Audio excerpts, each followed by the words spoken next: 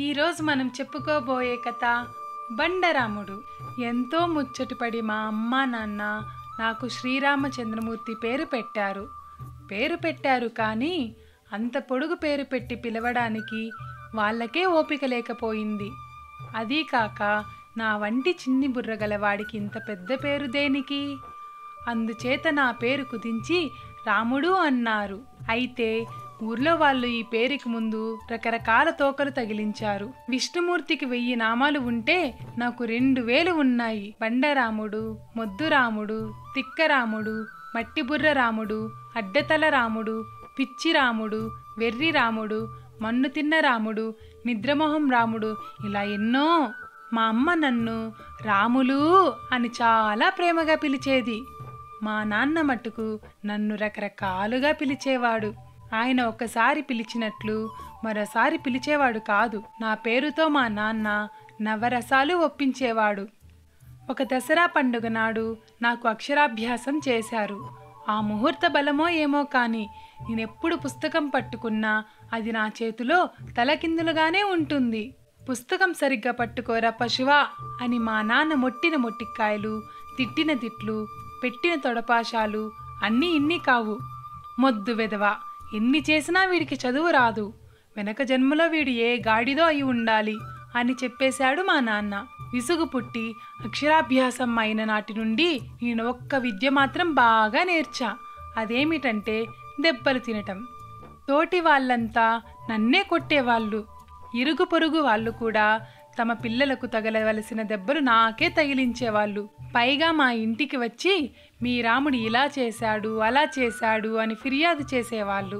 మా నాన్న నన్ను చావగొట్టేవాడు. ఇక మా అమ్మ కూడా నాలాంటి గాడిదని కని ఊర్లో వాళ్ళ చేత మా నాన్న చేత దెబ్బలు పడడానికి అప్పచెప్పినందుకు కోపం వచ్చి నన్ను కొట్టేది. దీనికి తోడు మా నాన్న దగ్గర నేను 8 నెలల పాటు చదువుకున్నాను. 5 బళ్ళు నాకు వచ్చేలోగా ఎన్ని దెబ్బలు తిని ఉంటానో మీరే ఊహించుకోండి. ఇలా దెబ్బలు తినటం వల్ల నా ఒళ్ళు బండబారిపోయింది. అందుకేనేమో నాకు బండరాముడు అంటే ఇష్టం. చిన్నతనంలో నాకు తెలివిగల పనులు చేయాలి అని ఉండేది, మంచి పనులు చేయాలి అని ఉండేది. దెబ్బలు తినటం అలవాటు అయిన కొద్దీ ఈ ఉద్దేశం అడుగంటింది. దెబ్బల భయం మూలంగా ఏ పని చేసినా దెబ్బలే తగులుతున్నప్పుడు మంచి పనులు ఏవో చెడు పనులు ఏవో తెలుసుకోవటం ఎలా? అందుచేత నాకు మంచి చెడు తెలుసుకునే శక్తి పోయింది. నేను సాధువును అయ్యాను. నా మెత్తతనం చూసి కొందరు నన్ను మొద్దురాముడు అనేవాళ్ళు. ఇంకా నాకు పెద్ద చదువులు చెప్పటం మా నాన్న వల్ల కాలేదు. అందుచేత నన్ను ఒక బడిలో వేశారు. నన్ను 1వ క్లాసులో చేర్చుకున్నారు. మా క్లాసులోకెల్లా నేనే పొడుగు, వయసులో కూడా నేనే అందరికన్నా పెద్ద. అందుచేత మిగిలిన వాళ్ళకి ఎవరికీ తెలియని విద్య నాకు ఒకటి తెలుసు. అదేమిటంటే చచ్చినా నోరు విప్పకపోవడం. నన్ను కొట్టినప్పుడల్లా పెద్దవాళ్ళు నోరు మూసుకో వెధవా, నోరు మూసుకో అనేవాళ్ళు. వాళ్ళ ఉద్దేశం నేను పైకి ఏడవరాదనో మాట్లాడరాదనో నాకు తెలీదు. నేను మాత్రం నోరు మూసుకోవటం నేర్చుకున్నా. ఒకరోజు సాయంకాలం క్లాస్లో మా మాస్టారు పిల్లకాయల్ని ఏం కథ చెప్పాలి అని అడిగాడు. పిల్లలు ఎవరూ మాట్లాడలేదు. నా పక్కన ఉన్న పిల్లవాడు నా చెవిలో మాయలేడి కథ చెప్పమని అడుగు అని రహస్యంగా ఊదాడు. మాస్టారు, మాయలేడి కథ చెప్పండి అన్నాను. ఎందుకో గాని పిల్లలంతా గొల్లున నవ్వారు. మాస్టారు కళ్ళు చింత నిప్పుల వలె అయ్యాయి. ఆయన పళ్ళు పటపటా కొరుకుతూ ఒక్కొక్క అడుగే వేసుకుంటూ చేతిలో బెత్తం ఊపుతూ కోతి వెధవా, పుండాకోర్, బద్మాష్ అని తిడుతూ నా మీదికి వచ్చాడు. ఎన్ని దెబ్బలు తిన్నానో నేను లెక్క పెట్టలేదు. ఆ దెబ్బలతో ఆయన కోపం తీరిందో లేదో కూడా తెలీదు.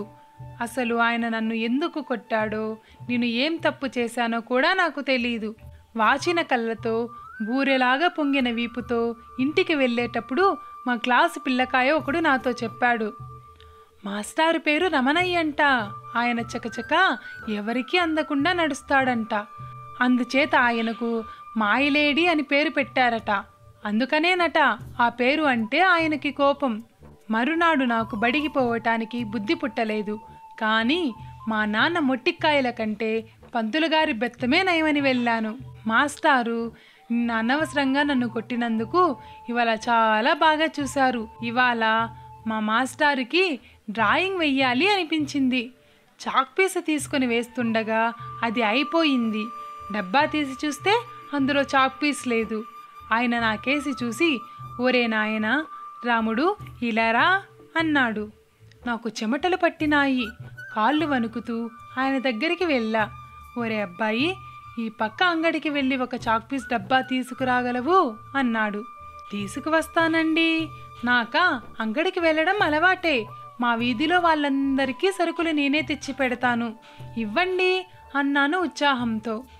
ఆయన దగ్గర ₹1 తీసుకొని బయటికి పరిగెత్తాను. అంగడివాడికి డబ్బులు ఇచ్చి పక్కనే గారడి జరుగుతుంటే తొంగి చూశా. గారిడి వాడు తురకంలో ఏదో చెబుతున్నాడు.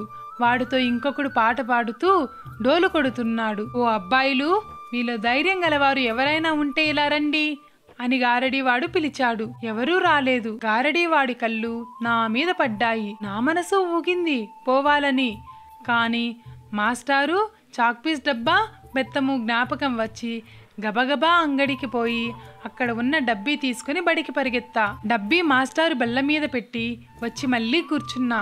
మాస్టారు తేలుబొమ్మ వేసి బల్ల దగ్గరికి వచ్చి చూసేసరికి బల్ల మీద పెట్టె ఉంది. ఇదేమిటి అని దానిని తెరిచి చూసేసరికి అందులో నుండి ఒక తేలుపిల్ల బయటికి వచ్చింది. రాముడు మాస్టారుకి తేలుపిల్ల బహుమానం తెచ్చాడు అని క్లాసులో పిల్లలు అరిచారు. నా వీపు చెడింది అనుకున్నా. చాక్పీస్ ఏదిరా రాముడు అని మాస్టారు అడిగారు. అప్పుడు నాకు తెలిసింది, నేను చాక్పీస్ డబ్బాకి బదులుగా ఎవరో అల్లరి పిల్లకాయ పెట్టిన అగ్గిపెట్టి తెచ్చానని. ఇప్పుడే వెళ్ళి క్షణంలో తెస్తానండి అంటూ మళ్ళీ అంగడికి పరిగెత్తాను. నా స్థితి కనిపెట్టి అంగడిలో ఉన్న వ్యక్తి నన్ను చాలాసేపు ఏడిపించి నా చేత నీళ్లు తెప్పించి అంగడి ఉడ్పించి ఆఖరికి డబ్బా ఇచ్చి పంపించాడు. ఆ విధముగా ఆ రోజు భగవంతుడి అనుగ్రహం వల్ల నాకు దెబ్బలు తప్పాయి. పొద్దున్నే లేచి ఎవరిదో మంచి మొహం చూసి ఉంటా అనుకున్నాను.